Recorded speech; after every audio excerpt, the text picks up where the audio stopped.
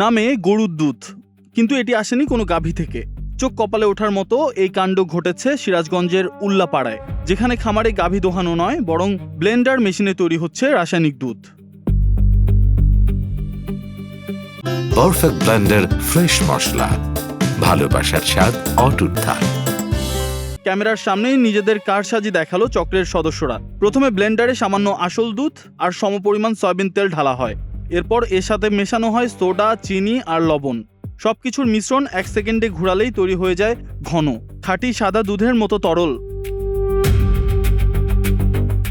এই রাসায়নিক মিশ্রণটি এতই নিখুঁত এবং ঘন হয় যে এর সাথে ইচ্ছামতো পানি মেশালেও তা একদম খাঁটি দুধের মতোই দেখায়। এমনকি ল্যাক্টোমিটার পরীক্ষার এই ভেজাল দুধের ফ্যাটের মাত্রা আসল দুধের চেয়েও বেশি দেখায়। আর এই সুযোগেই ল্যাব টেস্টকে ফাঁকি দিয়ে অনায়াসেই বাজারজাত করা হচ্ছে এই বিষ। উপজেলার লাহিড়ী, মোহনপুর, উধুনিয়া ও বঙ্গপলাশী ইউনিয়নের বিভিন্ন গ্রামে দীর্ঘদিন ধরে ছড়িয়ে পড়ছে এই চক্রের জাল।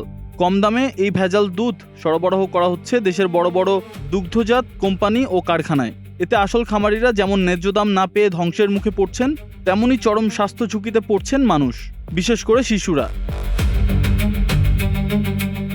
সন্তানের মুখে যে দুধ তুলে দিচ্ছেন তা খামারের নত। এখনই সচেতন না হলে এই সয়াবিন তেল আর সোডার মিশ্রণ কেড়ে নিতে পারে হাজারো প্রাণ।